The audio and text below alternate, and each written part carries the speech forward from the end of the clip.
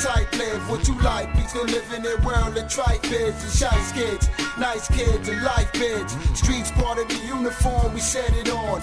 Chemist to your apple pot holes in your lawn. Sweetie shaking that ass for the cash you keep on. You're funny how things change. No harm to your game and it's get yours. All there's work to get paid. Some just made, some eternal just slave.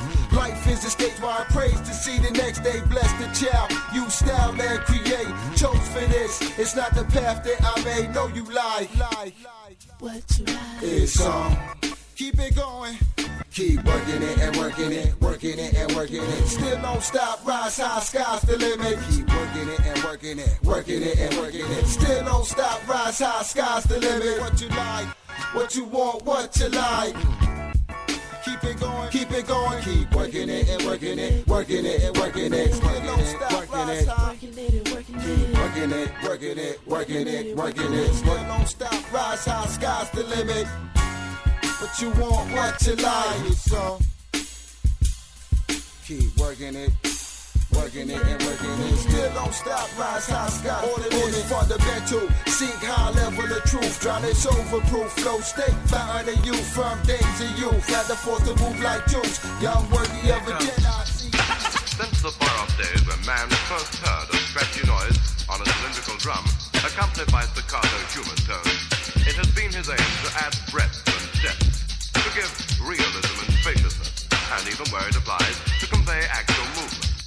Intro, I start to go, my rhymes will flow, so get up and dance, cause Kane said so. If you were lounging around, it's time to get up. Pardon my expression, but I'ma tear shit up. I appear right here, scare and dare, a mere musketeer that would dare to compare. I do declare, getting busy is where it's at, but what you're saying, you wouldn't get a point for that, cause you're a featherweight, and your rhymes you carry light, but I drop bass just like Barry White.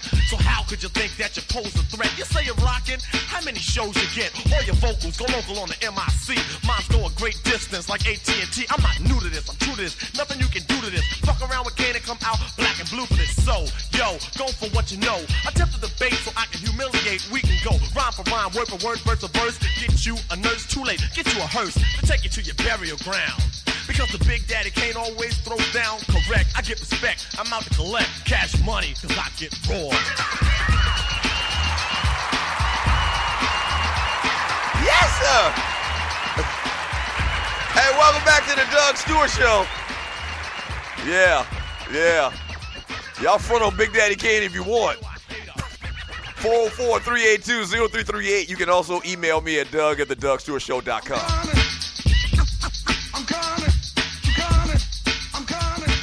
Hey, it's Friday, man. Happy Friday to you, Stewies, Stewettes.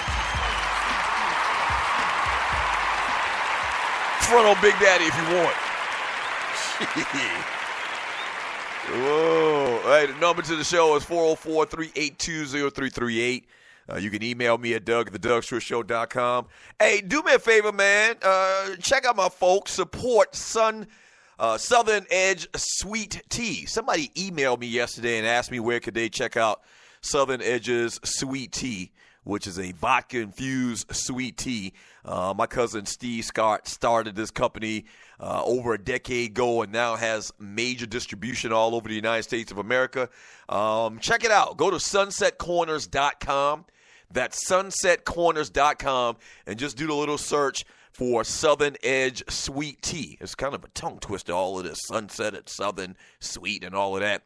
But go to sunsetcorners.com and search Southern Edge Sweet Tea, and it'll pop up, and you can order your bottle based on what state you're in, and they'll ship it to you, man. Real good stuff. I'm sure most of you have heard, man, but the Knicks have opened talks with David Griffin to be the new team president of the New York Knicks. You know, David Griffin just got fired a couple of days ago by Dan Gilbert and the Cleveland Cavaliers, maybe a week or so ago. And this just makes all the sense in the world.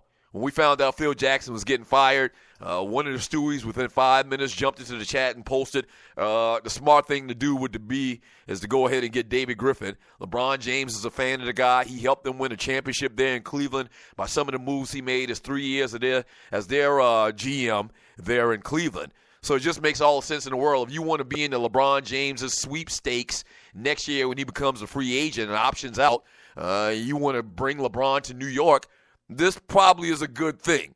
Obviously, the guy knows what he's doing. Once again, with the championship there in Cleveland, when nobody never thought in their lifetime they see the Cleveland Cavaliers win the championship. So it makes all the sense in the world. They need some stability there and stop trying to make all of these darn big splashy hires when you talk about the organization and the front office. And so I think that's probably a good move.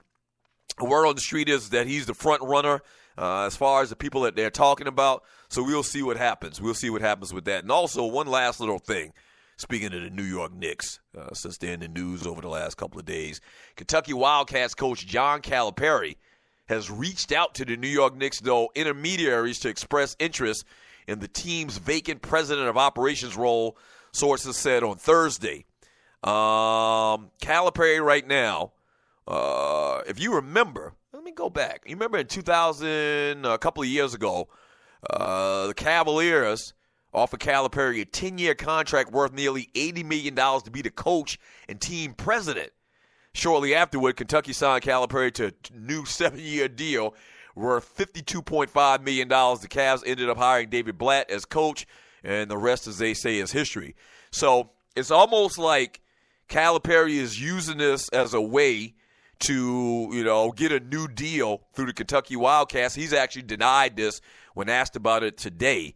But he's using this as a way to, as leverage to get even another new deal, in which these guys have been doing a lot over the last couple of years, where they'll use the offer from another team or another organization to get a pay hike with their present job. So people are basically ascertaining that maybe this is the case in this particular situation, or maybe he does want to go and be the head coach or be the team president, be in the front office for the New York Knicks. You remember he was the head coach of the New Jersey Nets back in the day, had average success to below. And so it doesn't make any sense that he would want to leave Kentucky at this point in recruiting to leave and go for the cesspool that we know as the New York Knicks.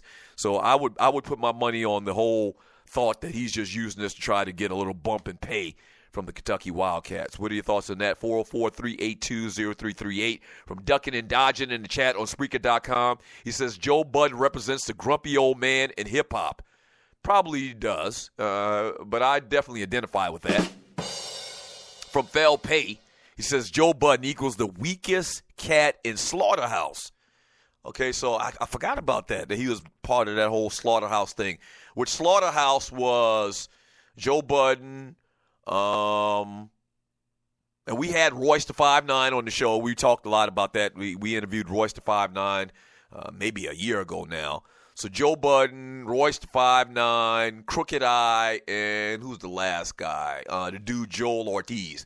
I really don't, not that familiar and listen to a ton of their music when they were together, and I guess maybe they're still together.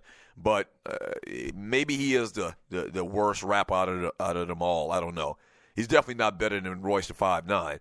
From Sluggo says, little old Joe Budden will square up on your ass, though. Yeah, has that reputation. From J Fish Microwave, Dipset, I'm mad at you. You couldn't play your music yesterday. From Big Apple Bastard, if your ass thought for 1 second CP3 left the Clippers because of Doc Rivers, you ain't nothing but a coon.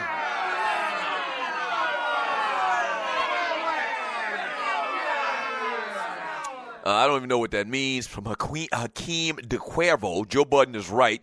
You talking tough with 20 dudes with you. Yeah, the Migos had them a little crew with them. Right. Like, it probably would have been a situation where it would have been 50 little dudes.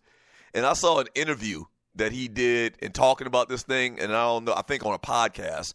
Yeah, it was a podcast, and I don't know the other two guys that were interviewing him. But he talked about it how, like, he thinks that he can take 2.5 of the 3 Migos by himself.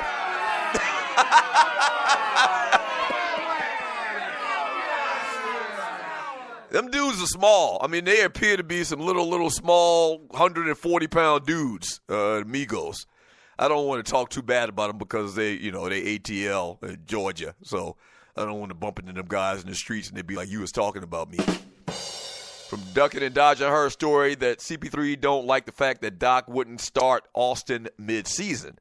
Okay, I haven't heard that. From Montana Jones, sounds like a godfather to me. Laugh out loud. Fly Tie, Stewie's, what's happening? What up, Cuzzo? Fly Tie. Let's see what we have here. From T-Pass and Dub, Doc would have to fire himself. From Chucktown Frank, Stewie's bet, which LA team will finish worse this year, Lakers or Clippers? I say the Lakers. Man, shut up, you Boston Celtics fan.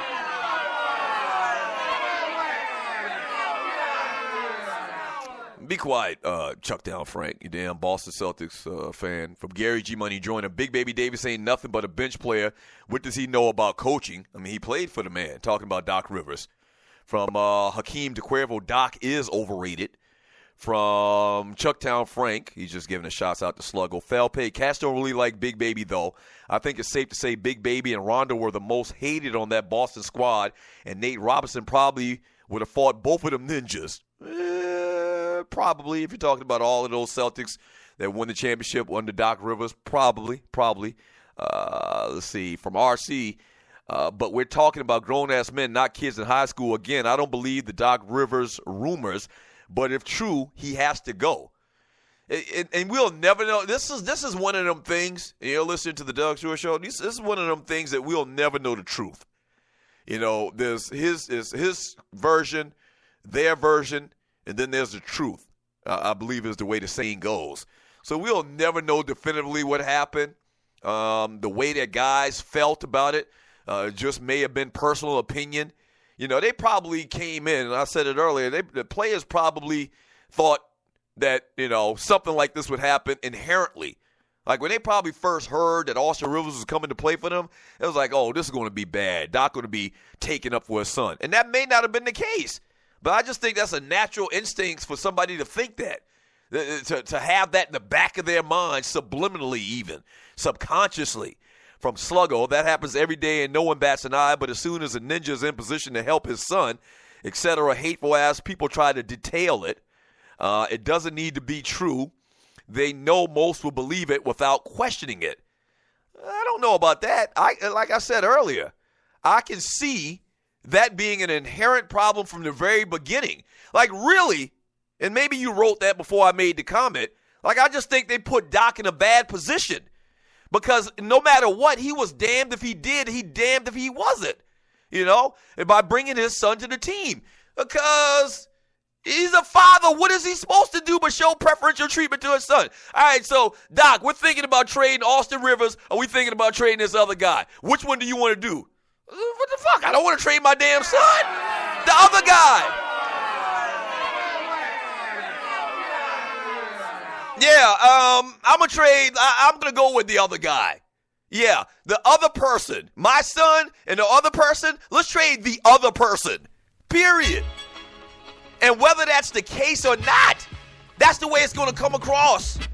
On any type of conversation about his son, how much playing time he gets, whether we put him in a trade or not, whether we deal him away, then that thought is going to come up.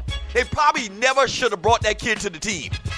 And I said it earlier, I can't think of another time where a head coach in the NBA coached his son.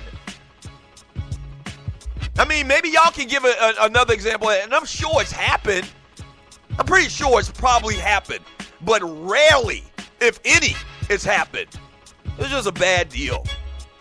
Hour number 2 of the Doug Stewart Show coming up next.